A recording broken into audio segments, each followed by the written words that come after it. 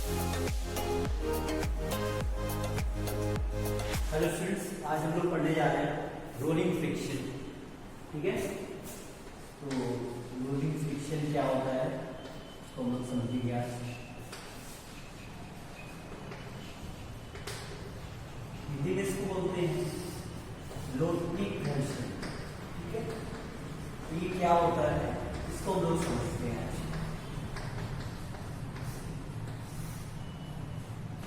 तो जैसे कोई व्हील है, पहिया है कोई, जब वो किसी सरफेस पे रोटेट होता हुआ आगे बढ़ रहा होता है, जैसे घूमता हुआ आगे बढ़ रहा होता है, तो जब हम लोग बनाते हैं उसका डायग्राम तो यूं बनाते हैं, कैसे बनता है। ये हो गई नॉर्मल रिएक्शन और वेट, ये दोनों आपस में बैलेंस हो रहे होते हैं। अब जब वो ऐसे घूमते हुए आगे बढ़ रहा है और ऐसी कंडीशन है, इसको बोलते इसको आइडियल रोलिंग बोलते हैं। ठीक है, लेकिन अगर आप रियलिटी में देखोगे, वास्तविकता में इसको देखोगे, तो जब कोई व्हील है, कोई सिलेंडर है या कोई डिस्क है, जब ऐसे सरफेस पे चल रही होती है रोटेट होती हुए बिना फिसले, विदाउट स्लाइडिंग, तो वो एक डंप क्रिएट करती है रियलिटी में। देखिए कैसा डंप वो क्रिएट करती है। तो रियलिटी की अगर बात करोगे आप, तो जब वो ऐसे रोटेट हो रही होगी, तो जब वो ऐसे रोटेट होगी तो आगे एक डंप क्रिएट करेगी, ऐसे एक डंप क्रिएट होगा।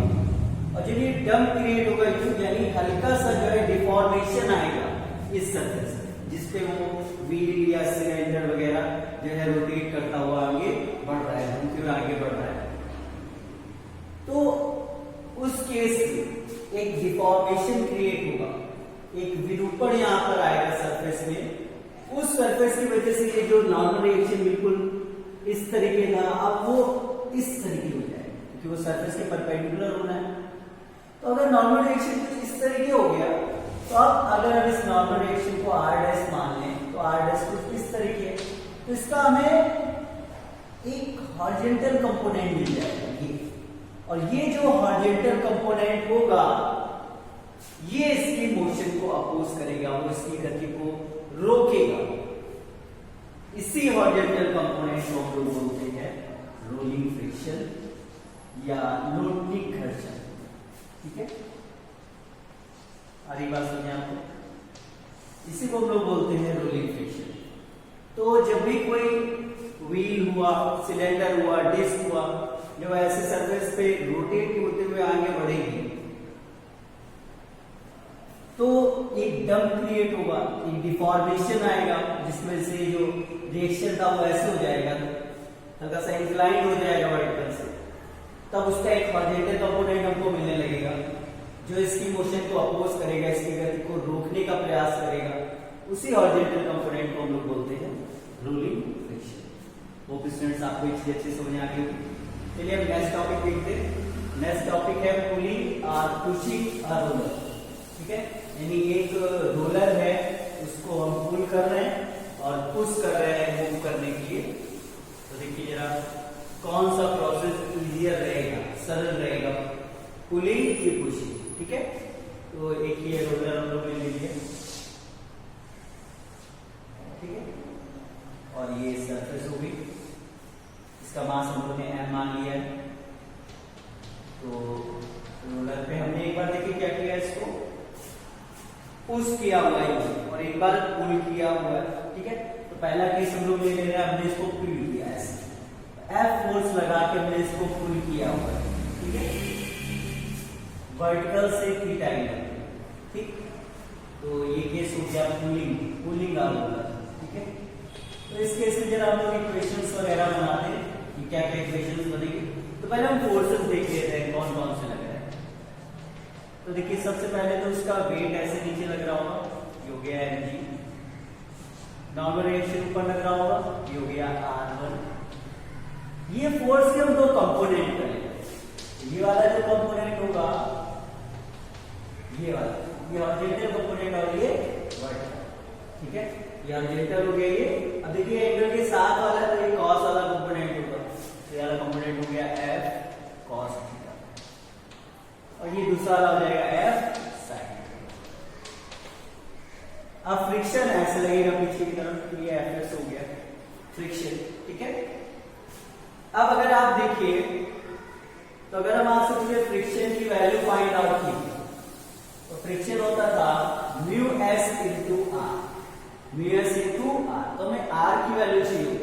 तो देखिए ये वर्टिकली तो इक्विलिब्रियम में है ना, तो अगर ये वर्टिकली इक्विलिब्रियम में है तो जो ऊपर वाले फोर्सेस होंगे वो नीचे वाले से बैलेंस हो जाएंगे, यानी R1 plus F cos theta equal to हो जाएगा mg। तो यहां से R1 की वैल्यू आ जाएगी प्लस का एफ कॉस थीटा हो जाके माइनस हो जाएगा, ठीक है। अब अगर आपसे फ्रिक्शन का फॉर्मूला पूछे तो फ्रिक्शन होता था mu S into R, R के लिखा है यानी mg माइनस एफ कॉस, ठीक है।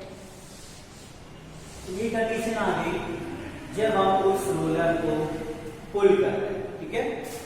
तो ये फ्रिक्शन फोर्स होगा जिससे हमें ओवरकम करना पड़ेगा, ठीक है स्टूडेंट्स। अब बात करते हैं पुशिंग, तो ये था पुलिंग, अब आता है पुशिंग, ठीक है स्टूडेंट्स। चलिए पुशिंग देखते हैं।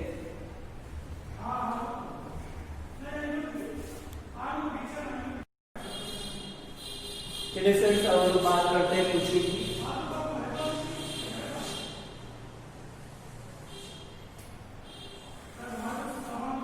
यानी इससे ऐसे फोर्स लगाया गया, ठीक है, ऐसे फोर्स लगाया गया, पुश किया गया। अब जरा इसमें फोर्सेस देख लीजिए, ठीक है। तो देखिए अगर आप ऐसे फोर्स लगा रहे हो, फोर्स की कंपोनेंट ऐसे होगी, एक ये वाला कंपोनेंट हो जाएगा और एक ये वाला, ठीक है। अब समझिएगा प्लीज, जैसे अगर ये थीटा हम लोग ने माना, ये वाला थीटा हो जाएगा, ये हो जाएगा एफ कॉस थीटा और ये हो जाएगा एफ साइन। तो अगर हम यहाँ पे फोर्सेस के कंपोनेंट ही सीधे बना लें, एक हो गया ऐसे नीचे की तरफ एफ कॉस थीटा, ठीक है, नीचे की तरफ हो जाएगा कॉस थीटा और इधर की तरफ हो जाएगा एफ साइन थीटा। mg ऐसे लग रहा था और R2 फ्रिक्शन, ठीक है। अब जरा इसके लिए कंडीशंस हम लोग बनाते हैं। फिर से ये वर्टिकली देखा जाए तो इक्विलिब्रियम में है, तो वर्टिकली जो फोर्सेस होंगे वो आपस में बैलेंस हो रहे होंगे। अब जब आप बैलेंस कराओगे तो बनेगा R2 is equal to F cos theta plus ऊपर की तरफ लेना फोर्स R2, नीचे की तरफ लेना है cos थीटा 1। तो अगर हम लोग फ्रिक्शन निकालें तो mu S into R, R हो जाएगा cos थीटा प्लस, देख सकते हो यहाँ पे यार जो फोर्स आया फ्रिक्शन का वो ज्यादा है, इसको एफ डैश मानिए, तो एफ एस डैश पहले वाले एफ एस से ज्यादा है, यानी अब के कंडीशन में ज्यादा फ्रिक्शन को हमें ओवरकम करना होगा, यानी पुशिंग जो होता है वो पुलिंग के कंपैरिजन में ज्यादा टफ होता है, ठीक है स्टूडेंट्स। क्योंकि देखिए एफएस डैश की एफएस से ज्यादा है, ठीक है स्टूडेंट्स। चलिए कुछ न्यूमेरिकल्स हम लोग देख लेते हैं फ्रिक्शन से रिलेटेड।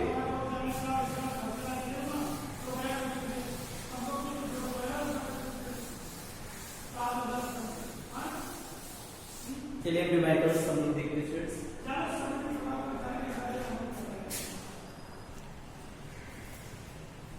चलिए देखिए फर्स्ट न्यूमेरिकल एक ब्लॉक है, वो एक सरफेस पे रखा हुआ है, इस ब्लॉक का मास आपको दे दिया गया 10 किलोग्राम, म्यू एस यानी कोफिशिएंट ऑफ स्टैटिक फ्रिक्शन यानी स्थैतिक घर्षण गुणांक आपको दे दिया गया और जी आपको दिया गया, अगर नहीं भी दिया गया तो आपको ये याद रखना पड़ेगा, ठीक है।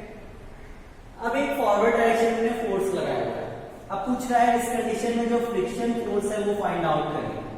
तो आपको अगर याद है ग्राफ हम लोग ने बनाया था फ्रिक्शन फोर्स और अप्लाइड फोर्स के बीच में, तो पहले वो ग्राफ स्ट्रेट लाइन है, कब तक, जब तक फ्रिक्शन अपनी मैक्सिमम वैल्यू को नहीं पहुंच पाया था जो होती थी म्यू एस इनटू आर। तो अगर ये जो फ्रिक्शन है वो इस कंडीशन तक नहीं पहुंचा है तो पक्का इसके पहले आप जितना फोर्स लगाओगे उतना ही फ्रिक्शन हो जाता है, याद है। इस कंडीशन के पहले आप जितना फोर्स लगा रहे थे उतना ही फ्रिक्शन होता जा रहा था, तो पहले हमें ये निकालना पड़ेगा कि ये फोर्स लगाने के बाद कहीं ये वाली कंडीशन तो नहीं हम लोग ने जो है रीच कर ले, उस कंडीशन तो नहीं पहुंच गए। तो पहले हम लोग Fs की मैक्सिमम वैल्यू फाइंड आउट कर लेते हैं, जिसको हम लोग बोलते थे लिंकिंग फ्रिक्शन। तो उसका मामला होता है mu S into R. R equal to H होगा, ऐसे आर लगेगा, ऐसे एनजी लगेगा, दोनों कैंसिल हो जाएंगे। तो म्यूएस इनटू आर, म्यूएस कह लोगे 0.5, आर इक्वल टू एमजी होगा, एम कह लोगे 10, जी कह लोगे 9.8। सॉल्व करते हैं, पॉइंट आएंगे 0 ऐसे 10 मल्टीप्लाई कर लेते हैं, तो आ गया 49 न्यूटन। ठीक है, यानी जो Fs है वो F की बराबरी करने तक कहां तक जा सकते हैं, यानी 49। यानी अगर इससे कम फोर्स लगाते रहोगे तो हमेशा फ्रिक्शन फोर्स उसी के बराबर होता जाएगा। तो अगर आपने 2 न्यूटन लगाया तो फ्रिक्शन फोर्स भी हमारा कितने न्यूटन हो जाएगा, 2 न्यूटन। ठीक है, अगर आपने 3 न्यूटन लगाया तो फ्रिक्शन फोर्स भी कितना हो जाएगा, 3 न्यूटन। क्यों? क्योंकि अभी हम इस कंडीशन के पहले ही, ये कंडीशन कब आएगी, जब आप कितना फोर्स लगा रहे होगे, 49 न्यूटन। ठीक है, अभी तो आपने 2 न्यूटन ही लगाया, तो जितना आप फोर्स लगाएंगे उतना ही फ्रिक्शन फोर्स होता जाएगा। ये ग्राफ आपको याद है, इस वाली कंडीशन के पहले क्या होता था, जितना आप फोर्स लगाते थे उतना ही फ्रिक्शन मिलता जाता था। तो पहले हमने ये चेक किया कि नहीं ये वाली कंडीशन तो नहीं है, तो ये वाली कंडीशन करने के लिए हमने मैक्सिमम फोर्स निकाला। वो क्या होता है, म्यूएस इनटू आर, म्यूएस यानी 0.5 इनटू आर, आर को mg के बराबर होती है, तो m हो गया 10, g हो गया 9.8, पॉइंट है 0, 10 से 10 से, फिर इन दोनों का मल्टीप्लाई किया, 5 8 40 0 4 कैरी 5 9 45 और 49 डेसिमल अप्लाई किया, तो ये आ गया 49 न्यूटन। यानी जब फोर्स 49 न्यूटन हो जाए तो उसके बाद चीजें बदलेंगी। तो ये तो 49 से कम है, काफी कम है, तो इसके पहले तो फोर्स और फ्रिक्शन फोर्स दोनों बराबर होते हैं। यानी इस केस में फ्रिक्शन फोर्स की जो वैल्यू है वो आएगी 2, जितना आपने अप्लाई किया। स्टूडेंट्स, वो आपको अच्छे से समझ आ गया होगा। Thank you.